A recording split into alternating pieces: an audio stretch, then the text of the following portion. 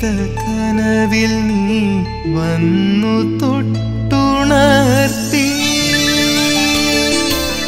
തനുവും മനവും ശ്രുതി ചേരും പ്രകൃതി പൊൻപുടവ ചാർത്തും വർണ്ണരാജികൾ മിന്നും വിവാഹമുഹൂർത്തം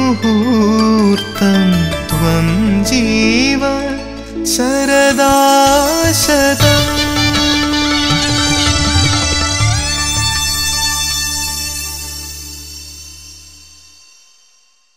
സംഗീതത്തിൽ ശ്രുതി അമ്മയും ലയം അച്ഛനുമാണെന്നാണല്ലോ പറയപ്പെടുന്നത്. ഈ ശ്രുതിയും ലയവും താളവും എല്ലാം കൂടെ നല്ലോണം ബ്ലെൻഡ് ചെയ്താൽ മാത്രമേ ഒരു നല്ല ഗാനം ഉണ്ടാവുള്ളൂ.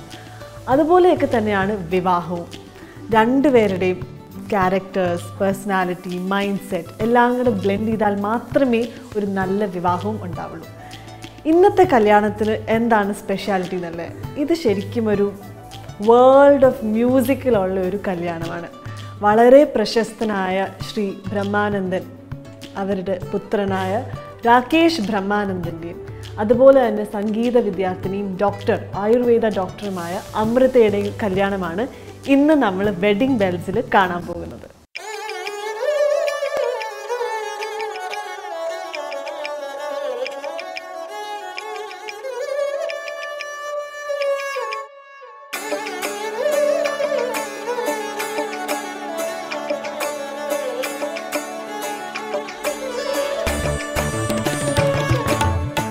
ഇത് ശരിക്കും ഒരു വേൾഡ് ഓഫ് മ്യൂസിക്കിലുള്ള ഒരു കല്യാണമാണ്.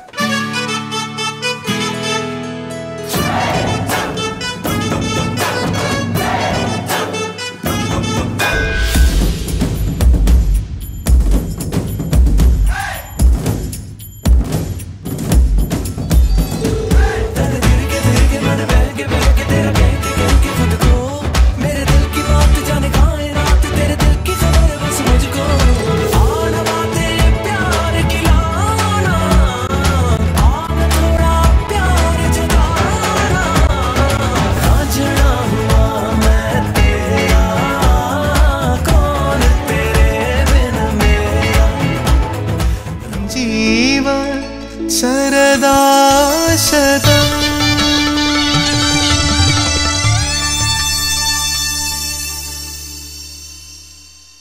സോ നമുക്ക് രാകേഷിനെയും അമൃതേനെയും പരിചയപ്പെടണ്ടേ?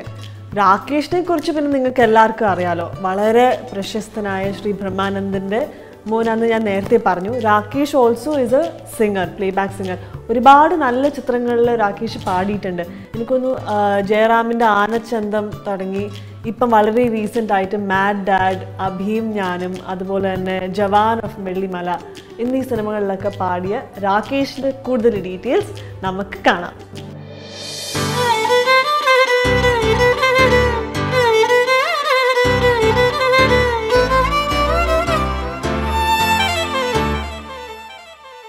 രാകേഷിനെ കുറിച്ച് വാസ്തവത്തിൽ ഞങ്ങൾ അറിയില്ല സത്യത്തിൽ, പക്ഷെ അച്ഛനെക്കുറിച്ച് അറിയാം.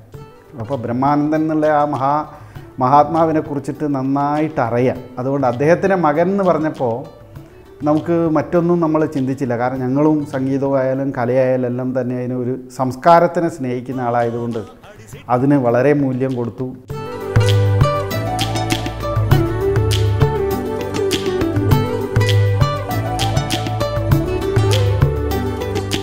ഒറ്റ നോട്ടത്തിൽ രാകേഷിന് എനിക്കൊരു സംസ്കാര സമ്പന്നനായിട്ട് തന്നെയാണ് തോന്നിയത്. നല്ല സ്വഭാവം, നല്ല സംസ്കാരമുള്ള കുട്ടി, കുടുംബസ്നേഹി, ഇതൊക്കെ തന്നെ.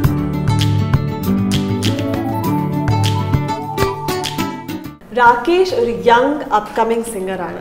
പാടിയ പാട്ടുകളെല്ലാം നമ്മളുടെ മനസ്സിൽ നല്ലൊരു സ്ഥാനം ഉണ്ടാക്കിയിട്ടുണ്ട് അല്ലേ? സോ രാകേഷിനോട് തീർച്ചയായിട്ടും നമ്മൾ ബാക്കി എന്ത് ചോദിക്കുന്നതിന് മുമ്പും രാകേഷിൻ്റെ ആ സിംഗിങ് ജേർണിനെ കുറിച്ച് ചോദിക്കണ്ടേ? സോ നമുക്കറിയാം രാകേഷ്, ഞങ്ങൾ പാടിയ പാട്ടുകളെല്ലാം കേട്ടിട്ടുണ്ട്, വളരെ ഇഷ്ടമുള്ള പാട്ടുകളാണ്. സോ ഇപ്പോൾ എന്താണ് രാകേഷ് ചെയ്തുകൊണ്ടിരിക്കുന്നത്? ഇപ്പോൾ ഒരു 4 പടത്തോളം ഇറങ്ങാനുണ്ട്. പിന്നെ കുറച്ച് പാട്ടുകൾ പാടി, അതും ഒരുപാടൊന്നും പാടിയിട്ടില്ലെങ്കിലും പാടിയതൊക്കെ നല്ല പാട്ടുകളാണ്. അതെല്ലാം വലിയ സിനിമകളിൽ, അത് മമ്മൂക്കന്റെ സിനിമകളിലൊക്കെ പാടിയിട്ടുണ്ട്. സോ അങ്ങനെ പറയാൻ പാടില്ല. ഞാൻ ആദ്യമായി പാടിയത് ജയരാജ് സാറിൻ്റെ ആനച്ചന്തം എന്ന ചിത്രത്തിനുണ്ട്. അത് ജയറാമേട്ടന് വേണ്ടിയാണ് പാടിയത്. പിന്നീട് കുറച്ച് പാടിയിട്ടുണ്ട്. പിന്നെ എനിക്ക് ശരിക്കും ഒരു പാട്ടുകാരൻ എന്ന നിലയ്ക്ക് ഒട്ടും പ്രതീക്ഷിക്കാത്തൊരു സംഭവം നടന്നത് മമ്മൂക്ക ആദ്യമായിട്ട് പ്രൊഡ്യൂസ് ചെയ്ത ജവാൻ ഓഫ് വെള്ളിമലയിൽ അദ്ദേഹത്തിന് വേണ്ടി പാടി എന്നുള്ളതാണ്. പിന്നീട് അല്ലാതെ കുറച്ച് പടങ്ങൾ പാടിയിട്ടുണ്ട്. പിന്നെ അഭിയും ഞാൻ ഇനി ഇറങ്ങാനുണ്ട്, 3-4 പടം ഇറങ്ങാനുണ്ട്.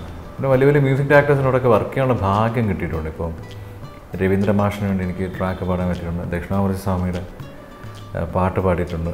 ഇളയരാജ സാറിൻ്റെ പാട്ട് പാടിയിട്ടുണ്ട്. അപ്പോൾ ഗുഡ്. നൈസ്. ഞങ്ങളിപ്പോൾ എന്തായാലും പാട്ടിനെ കുറിച്ച് ഒത്തിരി ചോദിക്കാൻ പോകുന്നില്ല. കാരണം അതിനേക്കാളും ഇമ്പോർട്ടൻ്റ് ആയിട്ടുള്ളൊരു സംഗതിയാണ് ഇനി രാകേഷിൻ്റെ ജീവിതത്തിൽ ഇപ്പം നടക്കാൻ പോകുന്നത്, രാകേഷിൻ്റെ കല്യാണം. സോ അതിൻ്റെ ഡീറ്റെയിൽസ് നമുക്ക് ചോദിക്കാം. രാകേഷ്, ഇതൊരു അറേഞ്ച്ഡ് മാരേജ് ആണ് അല്ലേ? 100%. ബിക്കോസ് രാകേഷിന്റെ പാട്ട് ആരാധിക്കുന്ന ഒരുപാട് ഫാൻസ്, അവർക്കൊക്കെ ഹാർട്ട് ബ്രേക്ക് ആയി കാണും. സോ തീർച്ചയായിട്ടും ഒരു ലവ് എക്സ്പെക്ട് ചെയ്യാമായിരുന്നു, പക്ഷെ എങ്കിലും അറേഞ്ച്ഡ് ആണ്. സോ അതിനെക്കുറിച്ചുള്ള വിവരങ്ങൾ പറയും. അല്ല, ഞാനൊരു എന്താ പറയുക, അങ്ങനെയൊന്നും ഞാൻ വിശ്വസിക്കുന്നില്ല. ഇപ്പോൾ ഫാൻസ് ഉണ്ടെന്നോ അല്ലെങ്കിൽ നമ്മൾ ജോലി ചെയ്യുന്നു, അത് ഇഷ്ടപ്പെടുന്നവർ ഒരുപാട് പേരുണ്ട്, അത്രേ ഉള്ളൂ. അതിനപ്പുറം I don't take it that much. Fans എന്നോ അങ്ങനെയൊന്നും ഇല്ല. നമ്മൾ ജോലി വൃത്തിയായിട്ട് ചെയ്യുക എന്നുള്ളത്. പിന്നെ കല്യാണത്തിൻ്റെ കാര്യം പറഞ്ഞു കഴിഞ്ഞാൽ എല്ലാവരും ചോദിക്കും എന്തായിരുന്നു ഒരു ഭാര്യയെക്കുറിച്ചുള്ള സങ്കല്പം. ഈ വിവരക്കേടുണ്ടായിരുന്ന സമയത്ത് ഒരുപാട് സങ്കല്പം ഉണ്ടായിരുന്നു. കുറച്ചിങ്ങനെ മാറി വന്നപ്പോൾ ആ സങ്കല്പങ്ങളൊക്കെ മാറി. ഞാനൊന്നും പ്രതീക്ഷിക്കാത്ത ആളാണ്.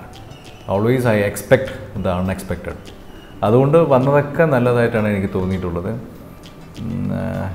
റീസെൻ്റ്ലി ഇറ്റ് ഹാപ്പൻ ലൈക്ക് ഞങ്ങളുടെ ട്രിവാൻഡ്രത്ത് ഞങ്ങളുടെ വീടിൻ്റെ ഓപ്പോസിറ്റ് ഒരു ആൻറ്റി ഉണ്ട്, രാധാമണി ആൻറ്റി എന്ന് പറഞ്ഞാൽ. ആ ആൻറ്റിയുടെ എത്രയോ കാലമായിട്ട് പരിചയമുള്ളൊരു ഫാമിലിയാണ് അമൃതയുടെ.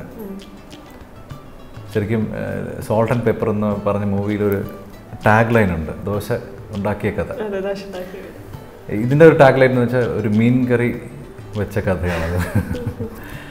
കാര്യം ആ വീട്ടിൽ അവർ കുറച്ച് പൂജകളൊക്കെ ഒരു ഇയർലി ഒരു ഗ്യാതറിങ്സ് ഉണ്ടാവും. പല ഫാമിലീസും ഒരു വീട്ടിൽ കൂടിയിട്ട് ഒരു പൂജയും കാര്യങ്ങളൊക്കെ ചെയ്യും. ബട്ട് അതിനകത്തൊരു എക്സെപ്ഷൻ എന്ന് വെച്ചാൽ ഈ വരുന്നവരാരും ഒരു സ്ട്രിക്റ്റായിട്ട് അങ്ങനെ ഭയങ്കര ഓർത്തഡോക്സ് ഒന്നുമല്ല. They take life in such a way that എല്ലാം ആവാം. ദേ ഡോണ്ട് റെസ്ട്രിക്റ്റ് ദംസെൽഫ്, അല്ലെങ്കിൽ അങ്ങനെയൊന്നുമില്ല.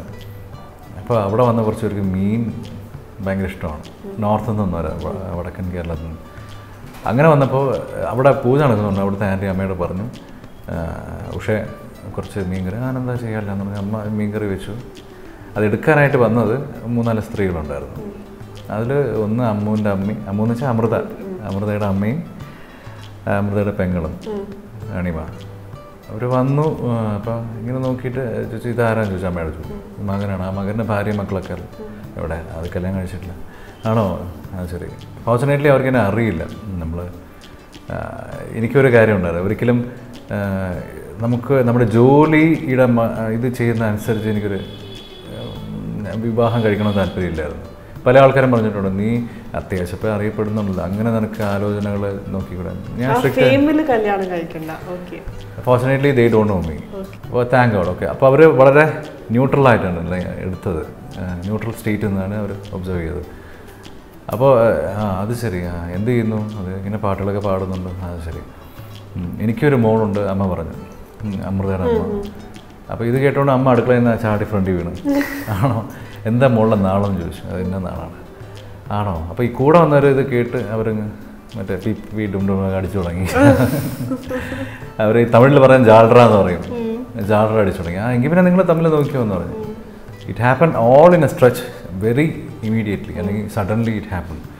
അപ്പോൾ പറഞ്ഞ് ഞങ്ങൾ നോക്കട്ടെ. അപ്പോൾ അമൃതയുടെ അച്ഛൻ അപ്പുറത്തെ വീട്ടിലുണ്ടായിരുന്നു. അവരെല്ലാം അവർ ഒരുപാട് പേരുണ്ടായിരുന്നു.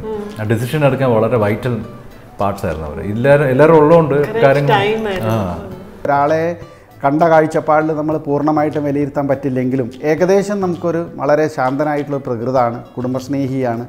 അത് വലിയൊരു പോയിൻ്റാണ് എനിക്ക് വന്നത്. കാരണം ഒരു കുടുംബസ്നേഹിയാണ്. കാരണം വെച്ചാൽ ഞാൻ ആ വീട്ടിൽ നിന്ന സമയത്ത് ഒരു കാര്യം ശ്രദ്ധിച്ചത്, ഈ പാട്ടും കാര്യങ്ങളൊക്കെ ആയി നടക്കുമ്പോൾ അവരെന്താ ഒരു വഴിക്ക് പോയാൽ പിന്നെ അവിടെ എപ്പോഴും എത്തുകയെന്ന് പറയാൻ വെച്ചാൽ, പക്ഷേ ഈ കുട്ടി ഞാൻ വളരെയധികം ശ്രദ്ധിച്ചു വൈകുന്നേരം വീട്ടിലെത്തുന്നുണ്ട് എല്ലാ ദിവസവും എന്നുള്ള. കാരണം തൻ്റെ അമ്മ അവിടെ ഒറ്റയ്ക്കാണെന്നും ആ അമ്മയ്ക്ക് അമ്മയെ നോക്കാനുള്ള രീതിയിൽ തന്നെ എത്ര ദൂരെ പോയിട്ട് പരമാവധി രാത്രി അവിടെ എത്തുന്നുണ്ട്. അതൊക്കെ ഞാൻ അവിടെ നിന്ന് അന്വേഷിച്ചിരുന്നു. അതൊരു പ്ലസ് പോയിൻ്റ് ആയിട്ടാണ്. കാരണം കുടുംബത്തിനെ നോക്കണം, അത് അതെനിക്ക് ഒരു വലിയ ഒരു അനുകൂലമായ ഒരു ഘടകമാണ്. പിന്നെ കഠിനാധ്വാനിയാണ്.